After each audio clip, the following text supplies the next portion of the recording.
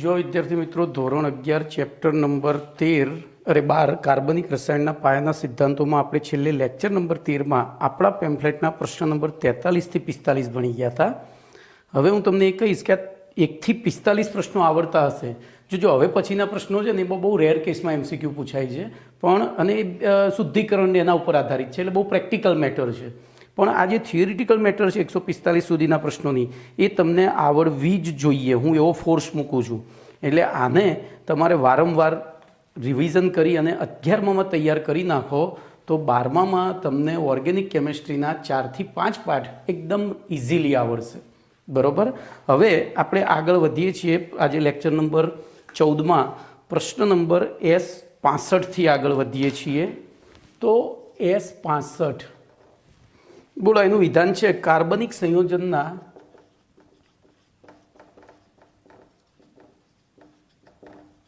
શુદ્ધિકરણની જરૂરિયાત જણાવો.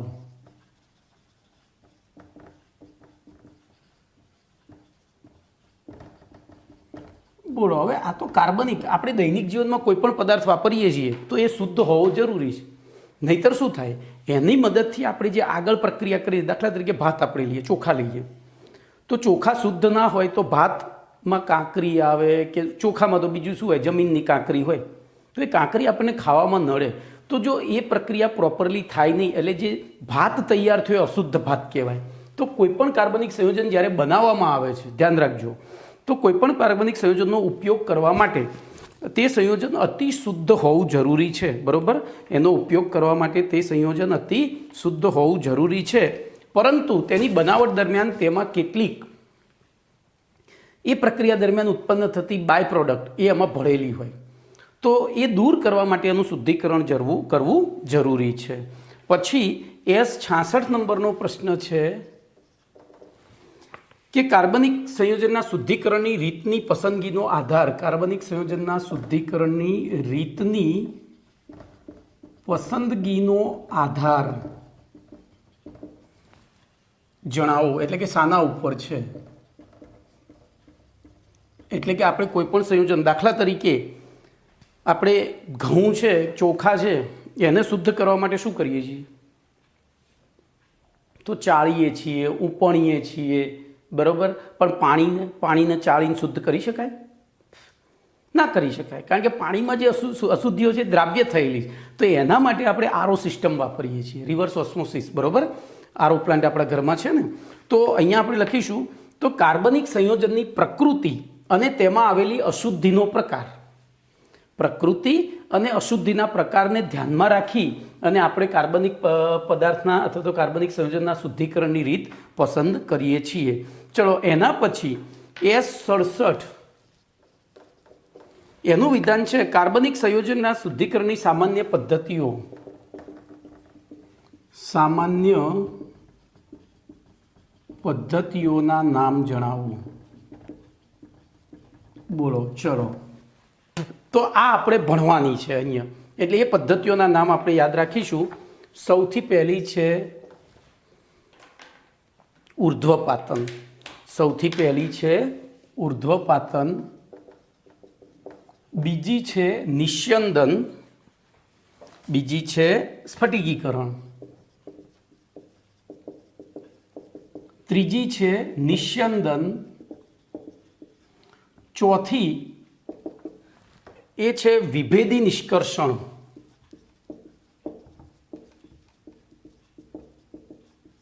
અને પાંચમી એ છે ક્રોમેટોગ્રાફી. ધ્યાન રાખજો. હવે ધ્યાન રાખજો, અહીંયા કાર્બનિક સંયોજનોની શુદ્ધતા શાના આધારે નક્કી કરવામાં આવે છે? એના પછીનો પ્રશ્ન છે S68 કાર્બનિક સંયોજનોની શુદ્ધતા શાના આધારે નક્કી કરવામાં આવે છે? બરોબર. તો આ એક પ્રશ્ન, બહુ સરસ પ્રશ્ન છે. તો કોઈપણ કાર્બનિક સંયોજનની શુદ્ધતા એના ગલન બિંદુ અને ઉત્કલન બિંદુ, જો એ શુદ્ધ હોય તો એનું ગલન બિંદુ ઉત્કલન બિંદુ ચોક્કસ હોય. શુદ્ધ હોય તો ચોક્કસ હોય અને અશુદ્ધ હોય તો એ લાંબા ગાળાનું હોય. બરોબર. તો અહીંયા આપણે શું લખીશું બોલો? તો સામાન્ય રીતે જુદા જુદા કાર્બનિક સંયોજન, શુદ્ધ કાર્બનિક સંયોજનો, શુદ્ધ કાર્બનિક સંયોજનો, બરોબર, જુદા જુદા શુદ્ધ કાર્બનિક સંયોજનોના ગલન બિંદુ અને ઉત્કલન બિંદુ ચોક્કસ અને જુદા જુદા હોય છે. જોજો, એટલે કે આપણે બે પદાર્થ લઈએ તો બે પદાર્થનું એકનું ઉત્કલન બિંદુ 100 ડિગ્રી હોય તો બીજાનું 101, 103 એવું જુદું જ હોય. બહુ રેર કેસમાં સરખા ઉત્કલન બિંદુવાળા પદાર્થો આપણને મળે છે. બરોબર, તો ચોક્કસ અને જુદા જુદા હોય છે. આથી બોલો, કાર્બનિક સંયોજનની શુદ્ધતા તેમના ગલન બિંદુ અને ઉત્કલન બિંદુ માપન દ્વારા કરવામાં આવે છે. શુદ્ધતા માપન દ્વારા નક્કી કરવામાં આવે છે. ધારો કે આપણને કોઈ પદાર્થ આપ્યો કે ભાઈ તમને એમ કહેવામાં આવે કે ભાઈ આ શુદ્ધ છે કે અશુદ્ધ, તો એની પ્રક્રિયાઓ કર્યા વગર તો ખબર ના પડે, અને પ્રક્રિયાઓ કરવી બહુ લાંબી પ્રોસેસ છે. તો એવી પરિસ્થિતિમાં ઝડપથી જો આપણે જવાબ આપવો હોય તો આપણે એનું ગલન બિંદુ કે ઉત્કલન બિંદુ નોંધવાનું. જો એનું ગલન બિંદુ ઉત્કલન બિંદુ એના વાસ્તવિક એટલે કે જે હોય એટલું જ મળે તો એ પદાર્થ શુદ્ધ છે. પણ એનાથી ઓછું કે એનાથી વધારે મળે તો એવી પરિસ્થિતિમાં ગલન બિંદુ હંમેશા ઓછું મળે અને ઉત્કલન બિંદુ હંમેશા ઊંચું મળે. આટલું યાદ રાખજો. આ ગલન બિંદુ છે, કોઈ પણ પદાર્થમાં અશુદ્ધિ હોય તો ગલન બિંદુ નીચું મળે અને ઉત્કલન બિંદુ ઊંચું મળે. એ તમે 12મા ધોરણમાં ભણશો. બીજા પાઠમાં ઉત્કલન બિંદુ ઉન્નયન, ઉન્નયન એટલે વધારો થવો અને અવનયન એટલે ઘટાડો થવો. તો જો એ ગલન બિંદુ જે પદાર્થનું ચોક્કસ ગલન બિંદુ જેટલું અથવા તો ઉત્કલન બિંદુ એના ઉત્કલન બિંદુ જેટલું મળે તેનો અર્થ થાય કે પદાર્થ 100% શુદ્ધ છે. પણ એનાથી ઉપર કે નીચે મળે એનો મતલબ એની અંદર અશુદ્ધિ ભરેલી છે. ચલો પછી S69 નંબરનો પ્રશ્ન છે જે મહત્વનો છે, એમાંથી MCQ પૂછાઈ ગયેલો છે.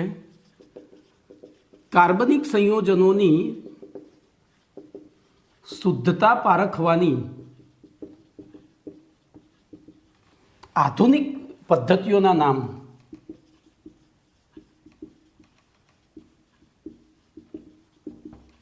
રીત અથવા પદ્ધતિ જણાવો. તો ધ્યાન અહીંયા રાખજો. અત્યારે હાલ ક્રોમેટોગ્રાફી અને વર્ણપટીય દર્શકી પદ્ધતિ, જેને આપણે ત્રીજા પાઠમાં ભણી ગયા હતા, બીજા પાઠમાં, પરમાણુ બંધારણમાં. વિદ્યુત વિભાર નળીમાં જુદા જુદા વાયુઓ ભરતા હતા ત્યારે મળતો વર્ણપટ ચોક્કસ અને લાક્ષણિક હતો. ખબર છે ને? તો એ વર્ણપટીય દર્શકી પદ્ધતિ એ કાર્બનિક સંયોજનની શુદ્ધતા પારખવાની આધુનિક રીતો છે અથવા તો આધુનિક પદ્ધતિઓ છે.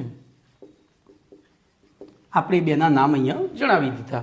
આ પ્રશ્ન આ રીતે પણ લખાય કે કાર્બનિક સંયોજનોની શુદ્ધતા પારખવાની આધુનિક પદ્ધતિઓ અનુક્રમે ક્રોમેટોગ્રાફી અને વર્ણપટીય દર્શકી પદ્ધતિ છે. ઓકે, તો અહીંયા તમારા S69 સુધીના પ્રશ્નો પૂરા થયા. હવે આ બધા બેઝિક પ્રશ્નો હતા. હવે આપણે પદ્ધતિઓ 1 by 1 ભણવાની છે. બરોબર, તો ધ્યાન અહીંયા રાખજો. આ બધું પ્રેક્ટિકલ મેટર છે. તો સૌથી પહેલો પ્રશ્ન છે તમારો પ્રશ્ન નંબર 46. હવે જોજો, હું તમને અહીંયા લખીશ નહીં, પ્રેક્ટિકલી સમજાવીશ. કાર્બનિક સંયોજનોના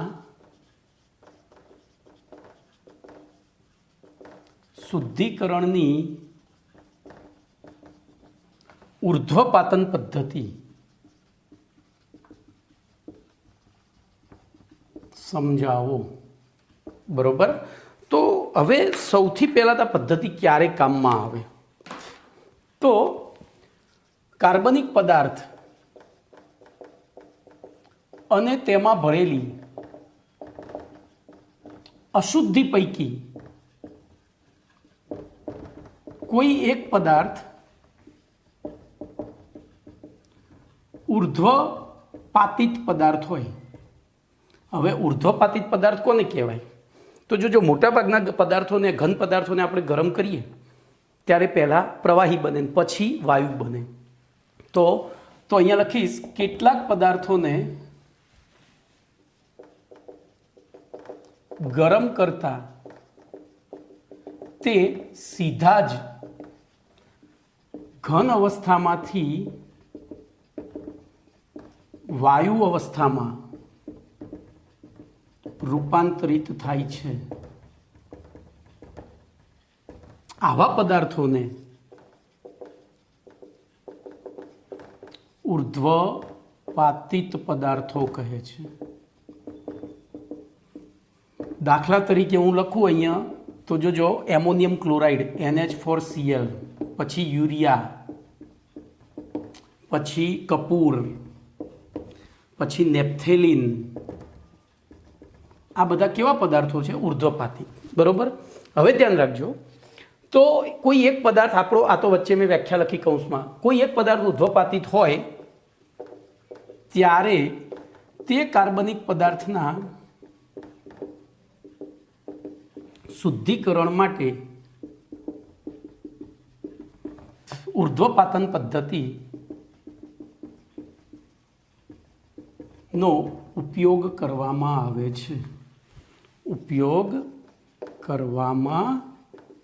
છે. દાખલા તરીકે હવે આપણે પ્રેક્ટિકલી સમજીશું.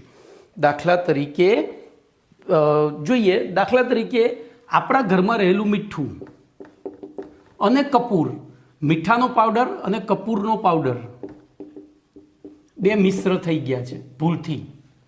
બોલો શું કરીશું? તો એવી પરિસ્થિતિમાં આપણે એક પાત્રમાં, આ બંને ઘન પદાર્થ છે જોજો, પણ આપણે લખ્યું એમ કપૂર ઉર્ધ્વપાતિત પદાર્થ છે, એટલે કે આનું ઉર્ધ્વપતન શક્ય છે. તો હું એક પાત્રમાં એ મિશ્ર પાવડર લઈ લઈશ.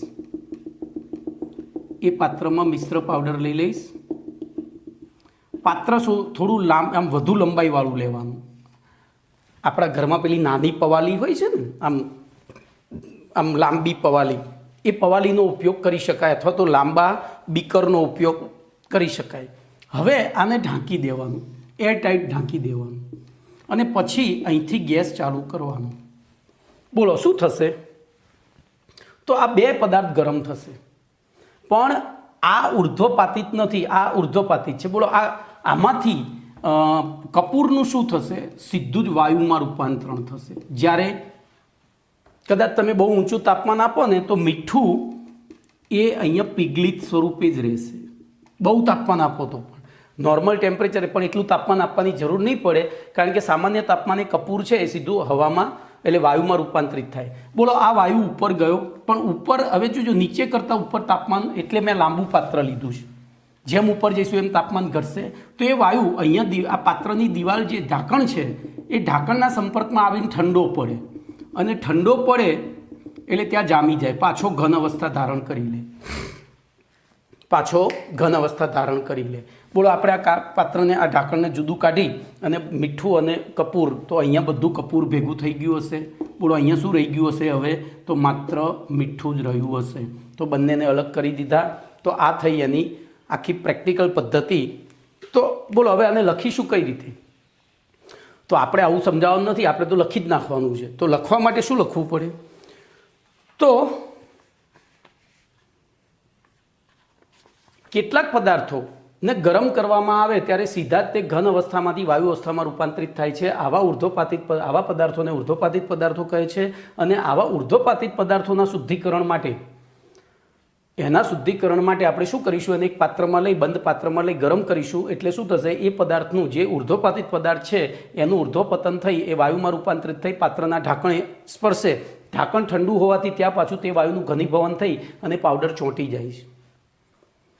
એ પાવડર ત્યાં ચોંટી જાય છે, જ્યારે અશુદ્ધિઓ નીચે પડી રહે છે. આ રીતે ઉર્ધ્વપાતન પદ્ધતિમાં આપણે કયા પદાર્થોનું શુદ્ધિકરણ કરી શકીએ જેમાં ઉર્ધ્વ બેમાંથી અશુદ્ધિ, કાં તો ધારો કે મીઠાની અંદર કપૂર પડી ગયું છે થોડી માત્રામાં, તો ત્યાં કપૂર અશુદ્ધિ કહેવાય. પણ કપૂરની અંદર મીઠું પડી ગયું છે થોડી માત્રામાં, તો ત્યાં મીઠું અશુદ્ધિ કહેવાય. જેની માત્રા ઓછી હોય ને એને અશુદ્ધિ કહેવાય. બોલો કમ્પ્લીટ. તો આ પ્રશ્ન તમારો અહીંયા પૂરો થયો, પ્રશ્ન નંબર 46. હવે વાત કરીશું પ્રશ્ન નંબર 47ની. તો પ્રશ્ન નંબર 47નું વિધાન છે કાર્બનિક પદાર્થોના શુદ્ધિકરણની સ્ફટિકીકરણ પદ્ધતિ સમજાવો.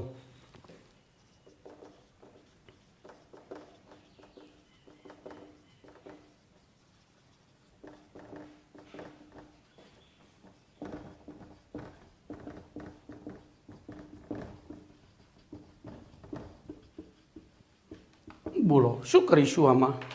તો પહેલાં તો આ પદ્ધતિ કોના કેવા પદાર્થોના શુદ્ધિકરણ માટે કામમાં આવે એની વાત કરીશું. તો જે કાર્બનિક પદાર્થની ચોક્કસ દ્રાવકમાં નીચા તાપમાને દ્રાવ્યતા ઓછી હોય અને ઊંચા તાપમાને દ્રાવ્યતા વધારે હોય તેવું દ્રાવક પસંદ કરી, બરોબર, અહીંયા જે શબ્દ કાઢી નાખીશું, તેવું દ્રાવક પસંદ કરી જે તે કાર્બનિક પદાર્થને તે દ્રાવકમાં ઊંચા તાપમાને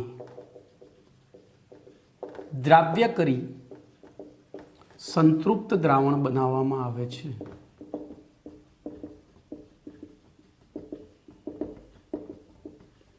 હવે જો સામાન્ય રીતે કોઈ પણ પદાર્થ હોય, કોઈ પણ પદાર્થની નીચા તાપમાને દ્રાવ્યતા ઓછી જ હોય અને તાપમાન વધે ઘન પદાર્થો માટે, વાયુ નહીં, તો ઘન પદાર્થો માટે નીચા તાપમાને કોઈ પણ દ્રાવકમાં દ્રાવ્યતા નીચી હોય, ઊંચા તાપમાને દ્રાવ્યતા વધતી જાય તો દ્રાવણ બનાવવામાં આવે છે. ત્યારબાદ આ દ્રાવણને ઉકાળીને તેના કદને તેના મૂળ કદ કરતા 1/3 ભાગ જેટલું કરવામાં આવે છે.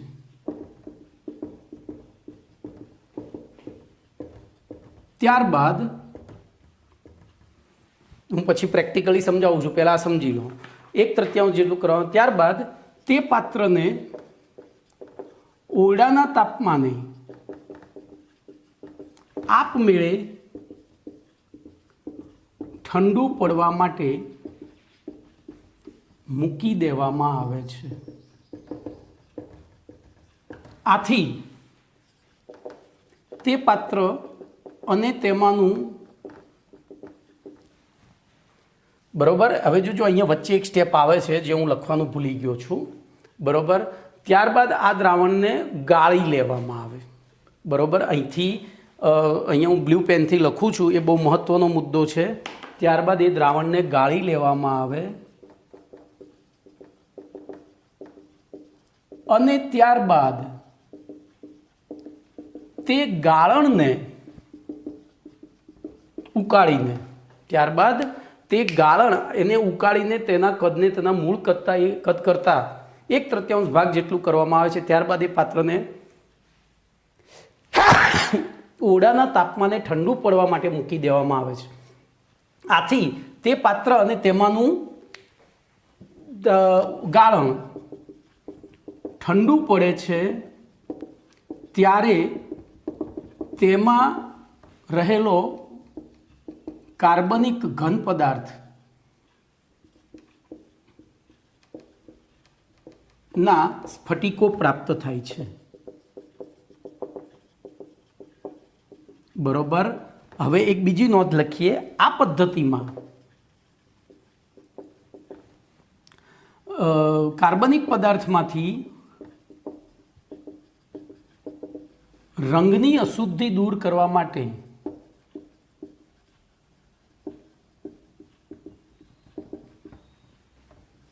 તેમાં ચારકોલ ઉમેરી ઉકાળવામાં આવે છે,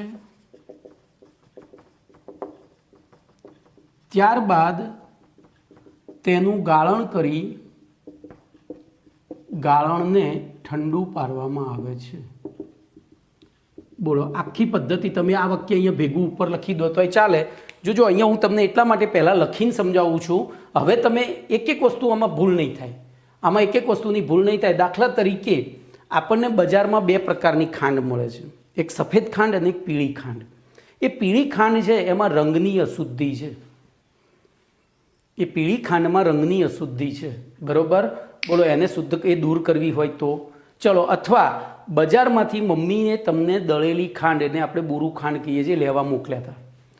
તમે સાયકલ લઈ અને નાના છો, 8, 9, 10માં ભણો છો, અત્યારે આટલા મોટા નથી એટલે પ્રી મેચ્યોર્ડ હતા, બોલો, સાયકલ લઈને આવતા હતા અને પડી ગયા, અને એ પડીકું જે દળેલી ખાંડનું પડીકું રેતીમાં પડી ગયું। હવે બજારમાં બીજી કોઈ ખાંડ નથી, ઘરમાં મહેમાન આવેલા છે, તમારે એ જ ખાંડનો ઉપયોગ કરવાનો છે। બોલો, એઝ અ કેમેસ્ટ્રીના સ્ટુડન્ટ તમે શું કરશો? તો આ પદ્ધતિનો ઉપયોગ કરશો, આ પદ્ધતિનો ઉપયોગ કરાય। શું કરવાનું? એ જે ખાંડ રેતીમાં પડી છે બધું ભેગું કરીને ઘેર લાવવાનું, ઘરે લાવી એને પાણીમાં ઓગાળી દેવાનું, પાણીમાં ઓગાળી અને પછી ગાળી નાખવાનું। બોલો, રેતી તો ઓગળવાની નથી, ઝીણા કપડાં વડે ગાળી લઈએ એટલે ફક્ત ને ફક્ત શું જશે? ગાળણમાં ખાંડ જશે અને થોડી રંગની અશુદ્ધિઓ, રેતીમાં જે રંગીન અશુદ્ધિઓ હોય એ રંગ જાય। હવે એની અંદર આ એક્ટિવેટેડ ચારકોલ, પ્રાણીજ કોલસો કહેવાય, એ નાખી અને એને ઉકાળવાનું, બરાબર ઉકાળવાનું, ઉકળી જાય પછી ફરી એકવાર ગાળી લેવાનું, એટલે જોજો એ રંગવિહીન દ્રાવણ થઈ જશે। કારણ કે એ તમે 12મા ધોરણમાં ભણશો, ચારકોલ પોતાની સપાટી ઉપર રંગના કણોનું અધિશોષણ કરી લે છે। હવે રંગવિહીન દ્રાવણને આપણે જે બનાવ્યું હતું એને ઉકાળે જવાનું, ઉકાળે જવાનું, ઉકાળે જવાનું, ઉકાળે જવાનું। 1 લીટર, ધારો કે આપણે શરૂઆતમાં 1 લીટર દ્રાવણ બનાવ્યું હતું તો એમાંથી 300 ml દ્રાવણ રહે ત્યાં સુધી ઉકાળવાનું, પાણી બધું ઉડાડી દેવાનું, અને પછી એ પાત્રને સાઈડમાં મૂકી દેવાનું, એને ધીમે ધીમે ઠંડુ પડવા દેવાનું। એ કમ્પ્લીટ ઠંડુ પડી જશે એટલે અંદર ખાંડ નહીં, સાકરના ટુકડા બની ગયા છે। તમે લાયા હતા બજારમાંથી દળેલી ખાંડ, તમને અહીંયા સાકર મળશે। તો આ થઈ સ્ફટિકીકરણ પદ્ધતિ, બરોબર। આપણને એના સ્ફટિકો પ્રાપ્ત થાય છે। હવે જોજો, આ પદ્ધતિમાં કેટલીક વાર શું કરવામાં આવે તો કાર્બનિક પદાર્થ એક દ્રાવકમાં ઓછું દ્રાવ્ય અને બીજા દ્રાવકમાં વધુ દ્રાવ્ય હોય અને તેનાથી ઊંધું અશુદ્ધિઓની દ્રાવ્યતા બંને દ્રાવકમાં કાર્બનિક પદાર્થ કરતાં વિરુદ્ધ હોય। ધારો કે અહીંયા ધ્યાન રાખજો, હવે હું તમને આ બીજી રીત સમજાવું। બોલો, પહેલી રીત આવડી ગઈ? શું કરવાનું? તો કાર્બનિક પદાર્થને યોગ્ય દ્રાવકમાં ઓગાળી, બરોબર, એનું સંતૃપ્ત દ્રાવણ બનાવવાનું, જેટલો ઓગળતો હોય એટલું ઓગાળવાનું, પછી ગરમ કરીને ઓગાળવાનું ચાલુ કરવાનું। પહેલાં તો નીચે બેસીને ઠંડુ હોય ને ત્યાં સુધી ઓગાળી જવાનું, પછી ગરમ કરીને ઓગાળવાનું ચાલુ કરવાનું, એટલે ઓગળતું જાય, એમ લાગે કે હવે ઓગળવાનું બંધ થઈ ગયું છે, એની અંદર ચારકોલ નાખી દેવાનું, નહીંતર શું થશે તમને ખબર નહીં પડે કે ઓગળવાનું બંધ થયું। ઓગળવાનું બંધ થાય, થોડી ખાંડ નીચે પડી રહ્યું એટલે કે દ્રાવ્ય પદાર્થ પડ્યો રહ્યો ઓગળ્યા વગરનો, એની અંદર ચારકોલ નાખી દેવાનું, ચારકોલ નાખીને બરાબર હલાવવાનું અને પછી એને ગાળી લેવાનું, એટલે તમને એકદમ શુદ્ધ કલરલેસ દ્રાવણ મળશે। એ કલરલેસ દ્રાવણને હવે ઉકાળવાનું, બરાબર ઉકાળવાનું। કેટલું? તો મૂળ જે કદ હતું, ધારો કે 1 લીટર હતું તો 300 ml રહી જાય, એટલે કે 1/3 કરી નાખવાનું, અને પછી એ પાત્રને સાઈડમાં ખૂણામાં મૂકી દેવાનું છે।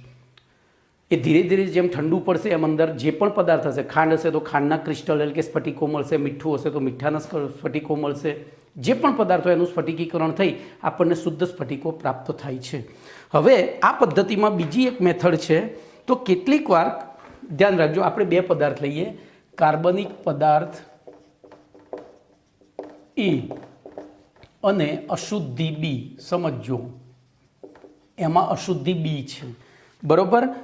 હવે કાર્બનિક પદાર્થ એક દ્રાવકમાં ઓછું દ્રાવ્ય, હવે અહીંયા હું 2 દ્રાવક લઉં છું, X અને Y, આ છે દ્રાવક, બરોબર। આમાં આ ઓછું દ્રાવ્ય છે, એક્સમાં એ ઓછું દ્રાવ્ય છે, જ્યારે અહીંયા તો વધુ દ્રાવ્ય છે, કમ્પ્લેટ વધુ દ્રાવ્ય છે, અને તેમાંની અશુદ્ધિ આ બંને દ્રાવકમાં કાર્બનિક પદાર્થની દ્રાવ્યતા કરતાં વિરુદ્ધ હોય। બોલો, આ અહીંયા વધુ દ્રાવ્ય હતું તો એ અહીંયા ઓછું દ્રાવ્ય છે,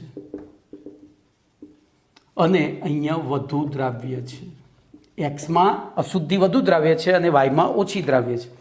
તો આવી પરિસ્થિતિમાં આપણે આ બંનેને આમાં મિશ્ર કરી દેવાના, આ બંનેને તો A પ્લસ બીને બોલો કયા દ્રાવકોમાં આનું મિશ્રણ લઈને એની અંદર આ નાખી દેવાના. તો બોલો શું થશે, શું થશે, કોણ શેમાં ઓગળશે, તો એ વાયમાં ઓગળશે કારણ કે એમાં એની દ્રાવ્યતા વધુ હતી. બી શેમાં ઓગળશે, એક્સમાં વધુ ઓગળશે, બરાબર.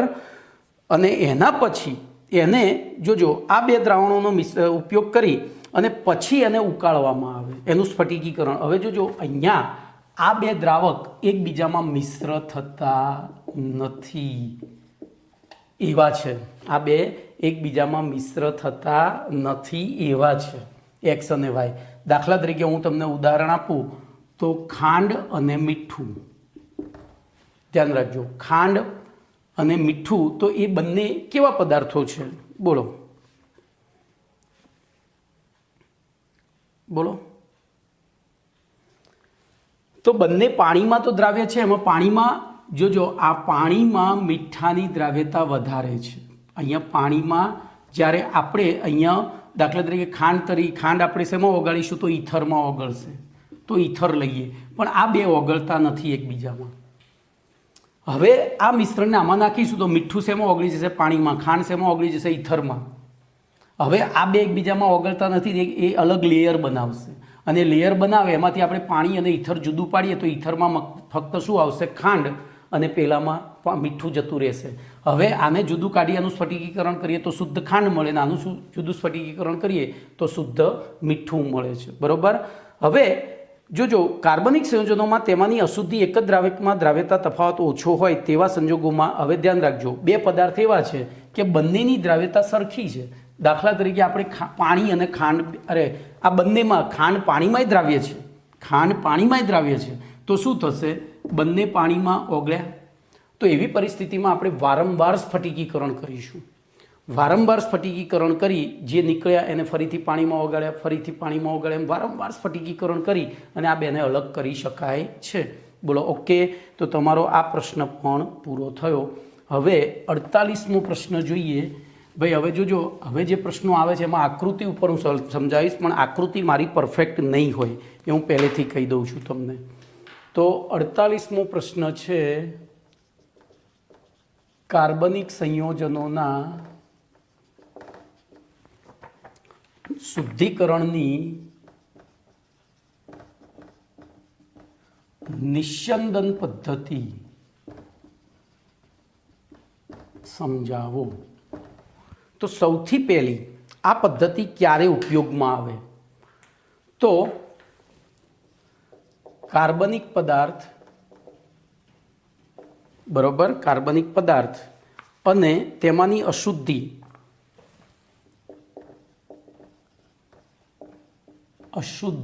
પૈકી કોઈ એક બાષ્પશીલ હોય, કોઈ એક, હું કોમન વસ્તુ કરું, એક બાષ્પશીલ હોય અને બીજી અબાષ્પશીલ હોય.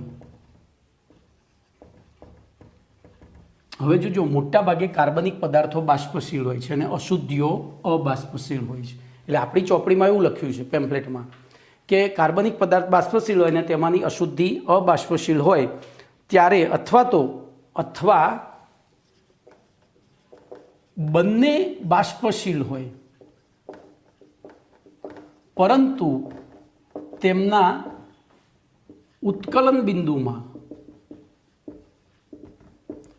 મોટો તફાવત હોય, તેમના ઉત્કલન બિંદુમાં મોટો તફાવત હોય તેવા કાર્બનિક સંયોજનોના શુદ્ધિકરણ માટે નિસ્યંદન પદ્ધતિ વાપરવામાં આવે છે. બોલો પરિચયમાં શું લખીશું, તો કાર્બનિક પદાર્થ અને તેમાંની અશુદ્ધિ પૈકી કોઈ એક બાષ્પશીલ હોય અને બીજું અબાષ્પશીલ હોય, અથવા જનરલી કાર્બનિક સંયોજનો બાષ્પશીલ હોય છે અને અશુદ્ધિઓ અબાષ્પશીલ હોય છે. ચલો બે બાષ્પશીલ હોય ત્યારે તો એમના ઉત્કલન બિંદુમાં મોટો તફાવત હોય, એટલે કે બે પ્રવાહી હોય. બાષ્પશીલ હંમેશા પ્રવાહી જ હોય. ઘનનું સીધું બાષ્પમાં રૂપાંતરણ તો એ તો ઉર્ધ્વપાતન થઈ ગયું અને એના માટે આપણે ઉર્ધ્વપાતન પદ્ધતિ જ વાપરીશું. તો અહીંયા ત્યારે આ પદ્ધતિ વપરાય. હવે આ પદ્ધતિમાં શું કરવાનું છે હું તમને સમજાવું. તો એક ગોળ તળિયાવાળો કાચનો ચંબુ લેવાનો મેં પહેલાં જ કહ્યું હતું ભાઈ હું આર્ટિસ્ટ નથી, એટલે મારી કૂતરી સરખી નહીં દોરાય, તો હું પ્રયત્ન કરીશ. એક ગોળ તળિયાવાળો ચંબુ લેવાનો, બરાબર, જેનું આ ગળું બહુ જ ઊંચું હોય એવું, આ ગળું લાંબુ હોય. હવે એની અંદર પેલું મિશ્રણ ઉમેરી દેવાનું.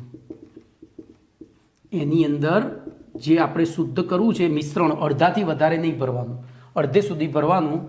અને એની અંદર થોડા પોર્સેલિન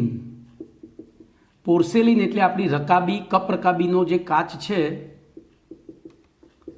ના ટુકડા અંદર નાખી દેવાના. હવે શું થાય છે જોજો, આની અંદર એક એસેમ્બલી લાગે છે.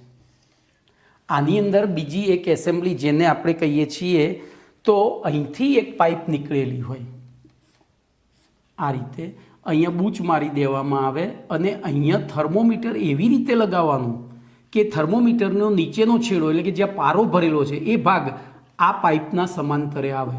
તો હું અહીંયા TM એટલે થર્મોમીટર કીધું. આ ગોળ તળિયાવાળો ચંબુ, હવે નામ નિશાન અંદર બધું લખેલું છે. હવે અહીંથી જો બીજું એક એસેમ્બલી જોઈન કરવામાં આવે. આ એસેમ્બલીમાં આવી એક સળંગ સીધી પાઇપ જ હોય અને એની ફરતે એક કવર કરેલું હોય કાચનું જ, બરોબર. એમાં અહીંયા એક પાઇપ હોય અને એક પાઇપ અહીંયા હોય.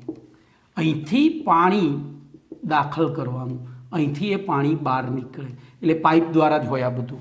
આ નળ સાથે જોડી દેવાનું, આને ગટરમાં મૂકી દેવાનું, બરોબર. હવે સ્ટેન્ડ બેન્ડ દોરવાની જરૂર નથી, અહીંયા એક પાત્ર મૂકી દેવાનું છે. હવે આને ગરમ કરવાનું ચાલુ કરો. આ નિસ્યંદન પદ્ધતિ થઈ. આને ગરમ કરવાનું ચાલુ કરો એટલે બોલો બે પ્રવાહી છે ધારો કે, તો શું થશે? બંને ગરમ થઈને બાષ્પમાં રૂપાંતરિત થશે. પણ બંને ધારો કે અહીંયા X અને Y છે, તો Xનું ઉત્કલન બિંદુ 70°C છે, જ્યારે આનું 100°C છે. તો બોલો પહેલું કોણ ઉકળશે? તો 70 વાળું અહીંથી બાષ્પ બનીને અહીંયા પહોંચશે. હવે જો એ 70 વાળું અહીંયા પહોંચશે ને એટલે અહીંયા ટેમ્પરેચર 70 દેખાડશે, કારણ કે એ બાષ્પનું ટેમ્પરેચર 70 હોય તો જ એ ત્યાં બાષ્પ સ્વરૂપે રહે. અગ્નિઓ 70 થઈ જાય એટલે પાછું શું થાય? પ્રવાહી બને. એ બાષ્પ અહીંયા દાખલ થઈ, અહીંથી બહાર નીકળવાનો રસ્તો મળે, દાખલ થઈ, બોલો આજુબાજુ આ કન્ડેન્સર કહેવાય. આને શું કહેવાય? આ જે લગાવ્યું છે એને શીતક અથવા ઇંગ્લિશમાં કન્ડેન્સર. તો એમાંથી પસાર થાય. બોલો આ ઠંડુ પાણી છે. ઠંડા પાણીના કારણે બાષ્પ શું થશે? ઠંડી પડશે, જે ધીમે ધીમે અહીંથી પછી પ્રવાહી સ્વરૂપે ટપકે અહીંયા જમા થશે. તો પહેલું કયું સંયોજન નીકળી જશે? 70. હવે જોજો, થોડા સમય માટે આ તાપમાન પછી અટકી જશે 70 સુધી. જ્યાં સુધી આમાંથી બધો X બહાર નહીં નીકળી જાય ત્યાં સુધી આ તાપમાન 70 જ રહેશે. પછી X નીકળી ગયા પછી થોડા સમય માટે પાછું તાપમાન વધશે, ત્યાં સુધી અહીંયા લિક્વિડ નહીં નીકળે. તમે અહીંયા બીજું પાત્ર મૂકી દો. હવે એ તાપમાન, હવે જોજો, આમાંથી 70 બાષ્પવાળું તો બધું નીકળી ગયું છે. હવે વારો આવ્યો વાયનો, જેનું ઉત્કલન બિંદુ કેટલું છે? 100. તો એ 100 વાળો અહીંથી ઉપર ગયો. બોલો એની બાષ્પનું ટેમ્પરેચર કેટલું થશે? 100. એ વખતે અહીંયા કેટલું રીડિંગ દર્શાવશે? 100°C. અને એ બાષ્પ પેલાની જેમ અહીંયાથી પસાર થઈને ઠંડી પડશે અને બોલો બે પ્રવાહી અલગ અલગ પાત્રમાં એકઠા થઈ ગયા, બરોબર. તો આમાં પહેલું નિસ્યંદન કોનું થાય? નીચા ઉત્કલન બિંદુવાળાનું, પછી થાય ઊંચા ઉત્કલન બિંદુવાળાનું. તો આખી આ આકૃતિ દોરી જોઈ અને તમારે વાર્તા લખવાની છે. તો જોજો, હું વાર્તા વાંચું છું. હવે એ વાર્તાને હું વાંચીશ. તો જોઈએ. તો પહેલું તો પરિચય લખીએ. કાર્બનિક પદાર્થ અબાષ્પશીલ અશુદ્ધિ ધરાવતા બાષ્પશીલ કાર્બનિક સંયોજન અથવા તો પ્રવાહી અવસ્થા ધરાવતા કાર્બનિક સંયોજનો કે જેમના ઉત્કલન બિંદુમાં મોટો એટલે કે દાર્શનિક તફાવત હોય તેવા કાર્બનિક સંયોજનના શુદ્ધિકરણ માટે નિસ્યંદન પદ્ધતિ ઉપયોગી છે. હવે આ પદ્ધતિમાં આકૃતિમાં દર્શાવ્યા પ્રમાણે જોજો, લગભગ આકૃતિ દોરવાની પૂછાતી નથી, થિયરીમાં નથી પૂછાતી, અલગથી પૂછાય. 2 માર્ક્સમાં પૂછે કે ભાઈ નિસ્યંદન પદ્ધતિની આકૃતિ દોરો, તો આપણે યાદ તો રાખવાની છે, પણ જ્યારે થિયરીમાં આવે તો ત્યાં કૌંસમાં લખેલું હશે કે આકૃતિ જરૂરી નથી, બરોબર. નથી એમ લખ્યું હોય તો જ આકૃતિ નહીં દોરવાની. તો આકૃતિમાં દર્શાવ્યા પ્રમાણે પ્રવાહી અવસ્થા ધરાવતા કાર્બનિક સંયોજનના મિશ્રણને ગોળ તળિયાવાળા ફ્લાસ્કમાં લઈ તેમાં થોડા પ્રમાણમાં સિરામિક એટલે કે પોર્સેલિનના ટુકડા નાખી કાળજીપૂર્વક ગરમ કરવામાં આવે છે. बरोबर। आथी मिश्रण उकळवाथी प्रथम मिश्रणमांनुं नीचा उत्कलन बिंदुवाळुं प्रवाही बोलो एनी बाष्प बने छे अने आ बाष्प शीतकमांथी पसार थई ठंडी पड़ी अने प्रवाही अवस्थामां रूपांतरित थाय छे। पती गयुं। ओके, प्रवाही अवस्थामां रूपांतरित थाय छे जेने एक अलग पात्रमां एकठी करी लेवामां आवे छे। हवे नीचा उत्कलन बिंदु धरावता कार्बनिक संयोजननुं संपूर्ण निस्यंदन अहींयाथी 70 डिग्री वाळुं पूरेपूरुं नीकળી जशे पछी ज 100 वाळानी शरूआत थशे। ત્યાં સુધી આ ટેમ્પરેચર ઉપર વધતું નથી, કારણ કે ઉષ્મા ગતિશાસ્ત્રના પ્રથમ નિયમ અનુસાર ઉર્જાનું સર્જન કે વિનાશ શક્ય નથી, એટલે જ્યાં સુધી ઓછા ઉત્કલન બિંદુવાળો ઉર્જા લેતો હશે ત્યાં સુધી મોટાને અસર થશે, ઊંચા ઉત્કલન બિંદુવાળાને અસર થશે નહીં। હા, એનું ટેમ્પરેચર 70ના 70 જ રહેશે, કારણ કે પેલો લઈને ઉર્જા લઈને જતો રહે છે, એટલે ત્યાં ટેમ્પરેચર એનું એ જ રહે। ઓકે, હવે તો संपूर्ण एटले के नीचा तापमानवाळा उत्कलन बिंदु धरावता कार्बनिक संयोजननुं संपूर्ण निस्यंदन थया पछी ज ऊंचा उत्कलन बिंदु धरावता कार्बनिक संयोजननुं निस्यंदन शरू थाय छे। एटले के पहेलुं एक्स नुं थई जाय पछी ज वाय नुं शरू थाय छे। आम क्रमशः मिश्रणमांना बधा ज बाष्पशील कार्बनिक संयोजनो तेमना उत्कलन बिंदु अनुसार वाराफरती निस्यंदन पामे छे, जेमने आपणे अलग अलग पात्रमां एकठा करी शकीए, जे 100% शुद्ध प्रवाहीओ होय छे। ओके, अने जे अशुद्धिओ जे उकळेबल नहोती, એટલે કે ઉકળી શકે એવી નથી અથવા તો એમના ઉત્કલન બિંદુ ખૂબ જ ઊંચા હતા, એ લોકો અહીંયા પાત્રના તળિયે પડી રહે છે। બોલો કમ્પ્લીટ। તો આ થઈ। હવે જોજો અહીંયા તમને એમસીક્યુ પૂછાય એનિલિન અને ક્લોરોફોર્મના મિશ્રણમાંથી કઈ પદ્ધતિ દ્વારા એમને અલગ કરી શકાય। તો એનિલિન અને ક્લોરોફોર્મ બંને પ્રવાહી અવસ્થા ધરાવે છે, તો બે અશુદ્ધિ અને શુદ્ધ એટલે કે બે પદાર્થો પ્રવાહી અવસ્થા ધરાવતા હોય ને એમનું અલગીકરણ કરવું હોય ત્યારે નિસ્યંદન પદ્ધતિ વપરાય। તો બોલો એનિલિન અને ક્લોરોફોર્મના મિશ્રણમાંથી તેમને સરળતાથી અલગ કરવા માટે કઈ પદ્ધતિ વાપરવી જોઈએ? તો નિસ્યંદન પદ્ધતિ વાપરવી જોઈએ। ચલો, ઉત્કલન બિંદુની વ્યાખ્યા શું છે તો મેં તમને ઓલરેડી શીખવાડી દીધેલી છે, અને ફરી એકવાર તમે જે ઉત્કલન બિંદુની વ્યાખ્યા અત્યારે હાલ હું પૂછું તો તમે ખોટી જ બોલવાના છો। બોલો તમે શું લખો છો? તો જે તાપમાને પદાર્થ ઉકળવા માંડે અથવા તો વાયુમાંથી પ્રવાહીમાંથી વાયુ બનવા લાગે એ તાપમાનને, પણ એ તાપમાને કેમ એ વાયુમાંથી પ્રવાહી બને છે કારણ પણ આપવું પડે, બરોબર। તો એની વ્યાખ્યા આ રીતની છે, જે તાપમાને પ્રવાહી પદાર્થનું બાષ્પ દબાણ વાતાવરણના દબાણ જેટલું થાય તે તાપમાનને એનું ઉત્કલન બિંદુ કહેવાય। દાખલા તરીકે તમને ઉદાહરણ આપું તો દરિયાની સપાટી ઉપર પાણીનું ઉત્કલન બિંદુ 100 ડિગ્રી છે, પણ એ જ પાણીનું ઉત્કલન બિંદુ પર્વત ઉપર 70 થી 80 ડિગ્રી થઈ જાય છે। કેમ? તો નીચે દબાણ વધારે છે વાતાવરણનું, જ્યારે ઉપર ઓછું છે, એટલે ઉપર જાય એટલે 70 ડિગ્રીએ ઉકળવા માંડે, નીચે તો ફરીથી બોલો ઉત્કલન બિંદુની વ્યાખ્યા શું થશે? જે તાપમાને પ્રવાહી પદાર્થનું બાષ્પ દબાણ વાતાવરણના દબાણ જેટલું થાય તે તાપમાનને જે તે પ્રવાહીનું ઉત્કલન બિંદુ કહે છે। ચલો, એના પછી કાર્બનિક સંયોજનના શુદ્ધિકરણની વિભાગીય નિસ્યંદન પદ્ધતિ। બોલો, આપણે નિસ્યંદન પદ્ધતિ વાપરી એમાં શું થતું હતું? બોલો, તો આપણે પહેલો પ્રશ્ન લખીશું, પ્રશ્ન નંબર 49, કાર્બનિક સંયોજનના શુદ્ધિકરણની વિભાગીય નિસ્યંદન પદ્ધતિ સમજાવો।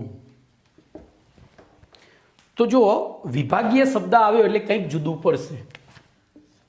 બોલો, ખાલી નિસ્યંદન પદ્ધતિ એક્સ અને વાય એક 70°C હતું ના 100°C હતું ત્યારે કામમાં આવ્યું હતું, પણ ધારો કે એ અને બી બે પદાર્થો છે, આનું 70°C છે અને આનું 73°C છે, એટલે કે દાર્શનિક તફાવત નથી।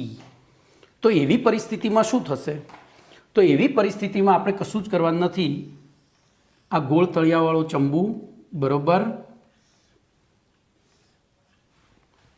આ ગોળ તળિયાવાળો ચંબુ છે, એ ચંબુની સાથે પેલામાં આપણે સીધો જ કન્ડેન્સર જોડ્યું હતું, આની સાથે પહેલું એક વિભાગીય નિસ્યંદક ઉમેરવામાં આવે। શું કરવામાં આવે છે?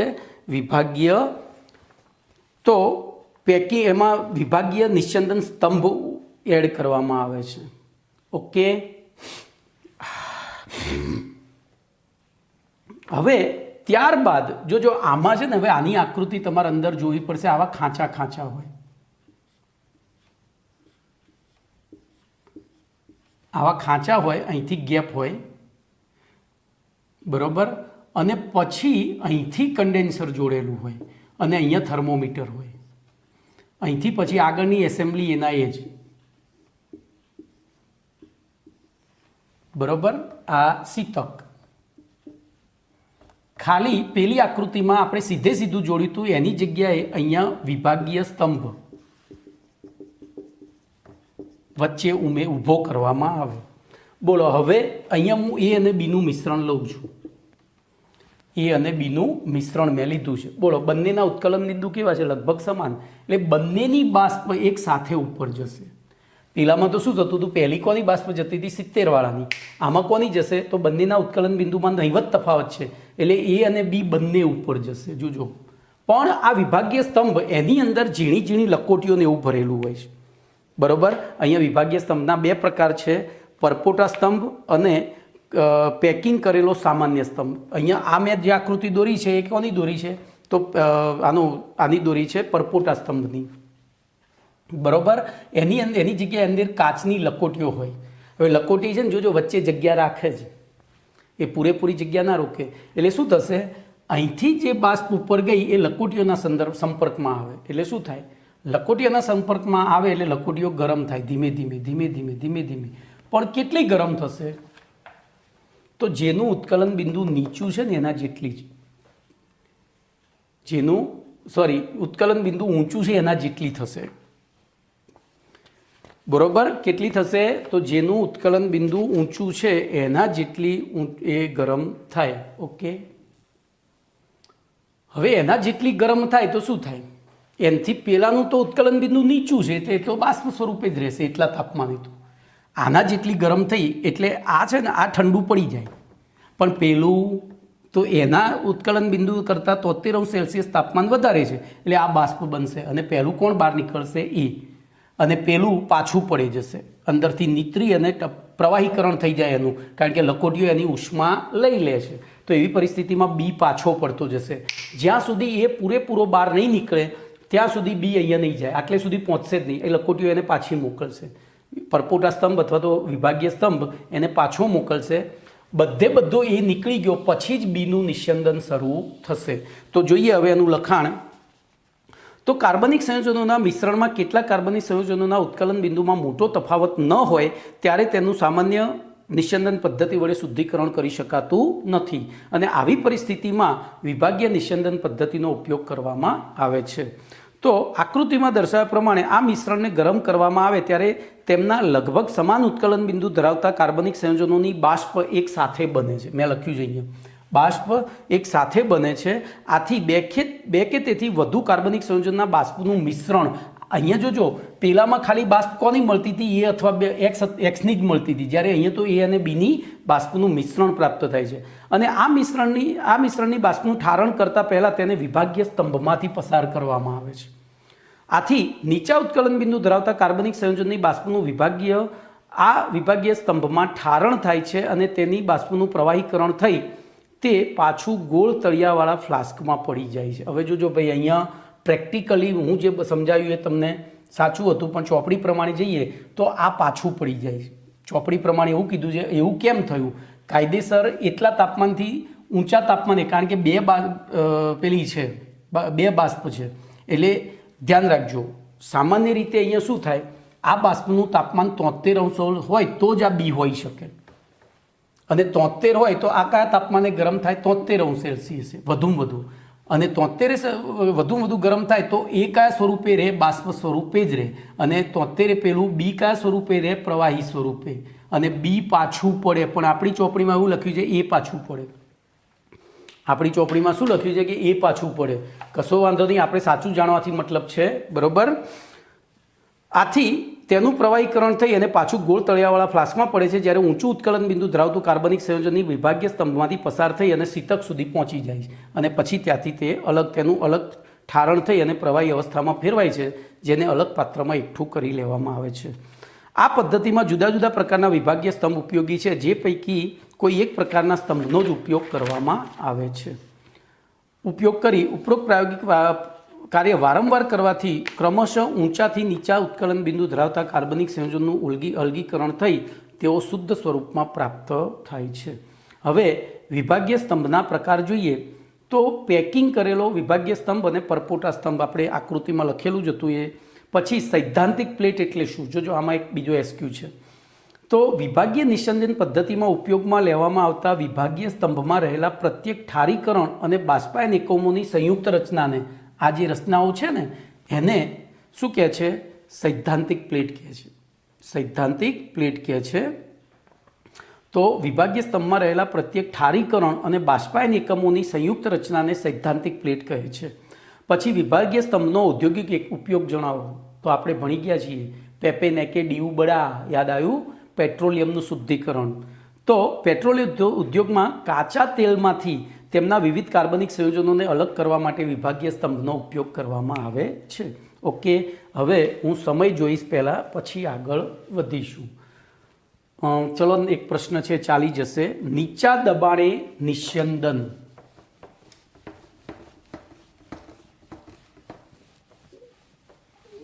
જોજો આગળનો પ્રશ્ન છે,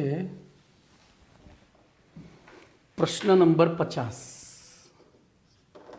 કાર્બનિક સંયોજનના શુદ્ધિકરણની નીચા દબાણે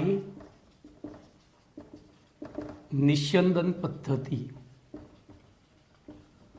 ચલો, આ નીચા દબાણે કંઈક આપણને શીખવાડે છે. તો મેં એટલે જ પેલા ઉત્કલન બિંદુની વ્યાખ્યા આપી હતી.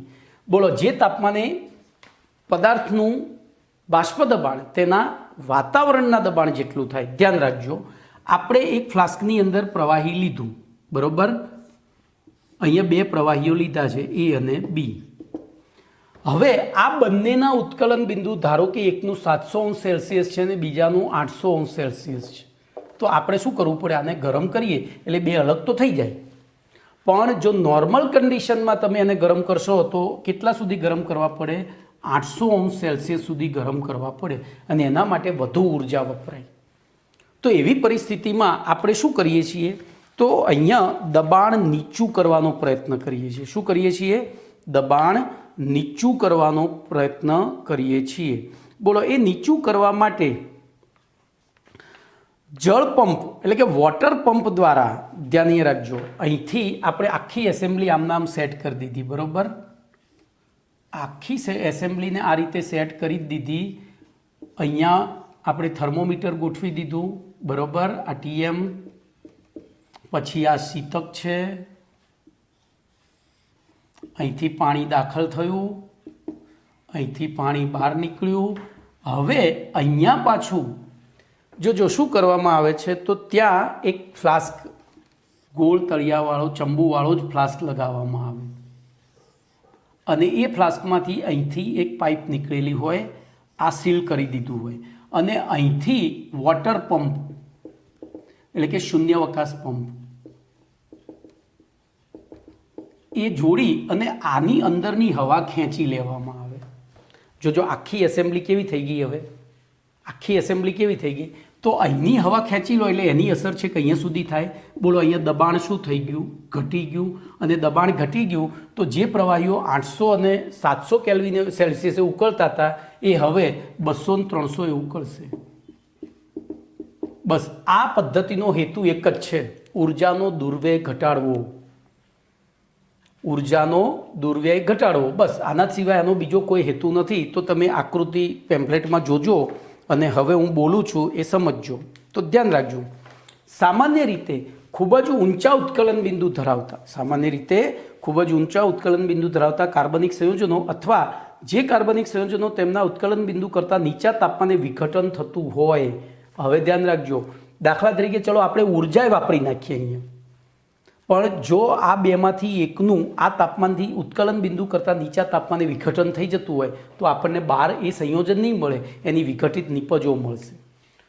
તો ઉત્કલન બિંદુ ઊંચું હોય અથવા એના ઉત્કલન બિંદુ, ધારો કે એક પદાર્થ છે એનું ઉત્કલન બિંદુ 90°C છે, આપણે એક્સ પદાર્થ લઈએ, પણ 85°C તાપમાને એક્સમાંથી વાય અને ઝેડ બની જાય છે, એટલે કે એનું વિઘટન થઈ જાય છે. તો એ વખતે આપણે સાદું નિસ્યંદન નહીં વાપરી શકીએ, કારણ કે આપણે એને 85 તો ઉકાળી જ નહીં શકીએ, 90 તો ઉકાળી જ નહીં શકીએ, કારણ કે 85 વિઘટન થઈ જાય છે. તો એવી પરિસ્થિતિમાં આપણે અહીંયા શૂન્યાવકાશ પંપ લગાડી અહીંયા દબાણ ઘટાડીએ તો આ પદાર્થ જે 90°C ઉકળતો તો એ 70 ઉકળવા લાગશે. અને 70 ઉકળે એટલે 85 કરતાં ઓછી ઉર્જા થઈ અને એના કારણે આપણને ખબર પડી ગઈ. ક્લિયર? તો બોલો આ પદ્ધતિ શેમાં કામમાં આવે? તો જે પ્રવાહી એટલે જે કાર્બનિક સંયોજનના ઉત્કલન બિંદુ ખૂબ જ ઊંચા હોય અથવા જે કાર્બનિક સંયોજનોનું તેના ઉત્કલન બિંદુ કરતાં નીચા તાપમાને વિઘટન થઈ જતું હોય એવા કાર્બનિક સંયોજનના શુદ્ધિકરણ માટે નીચા દબાણે નિસ્યંદન પદ્ધતિ વાપરવામાં આવે છે. હવે આકૃતિ એની પદ્ધતિ આકૃતિમાં દર્શાવ્યા પ્રમાણે કાર્બનિક સંયોજનના શુદ્ધિકરણની નીચા દબાણે નિસ્યંદન પદ્ધતિમાં જળપંપ અથવા એટલે કે વોટર પંપ અથવા તો શૂન્યાવકાશ પંપ દ્વારા ની મદદથી ખૂબ જ ઊંચા ઉત્કલન બિંદુ ધરાવતા કાર્બનિક સંયોજનો અથવા તો જે કાર્બનિક સંયોજનોનું તેમના ઊંચા ઉત્કલન બિંદુ કરતાં નીચા તાપમાને વિઘટન થતું હોય તેવા કાર્બનિક સંયોજનોના મિશ્રણની મુક્ત સપાટી ઉપરનું દબાણ ઘટાડવામાં આવે છે. મેં કહ્યું એમ અહીંથી હવા ખેંચી લો તો આની ઉપરનું દબાણ ઘટે અને એના કારણે બોલો એમનું ઉત્કલન બિંદુ એમના વાસ્તવિક ઉત્કલન બિંદુ કરતાં નીચું જતું રહે છે અને તે સમયે એમનું વિઘટન થતું અટકે છે અથવા તો જો વિઘટન ના થતું હોય તો ઉર્જાનો દુર્વ્યય થતો અટકે છે. કમ્પ્લીટ. હવે આમાં પણ પહેલું કયું બહાર નીકળશે બોલો? તો પહેલું તો એ જ નીકળશે. આપણે એ અને બી લખીએ તો એનું 700 હતું અને આનું 800 હતું. આ ઘટીને 200 થયું, આ ઘટીને 300 થયું તો પહેલું તો એ જ નીકળશે. કમ્પ્લીટ. તો આ થઈ તમારી નીચા દબાણે નિસ્યંદન પદ્ધતિ. તો આટલે સુધી રાખીએ છીએ. બીજું નેક્સ્ટ ટાઈમ.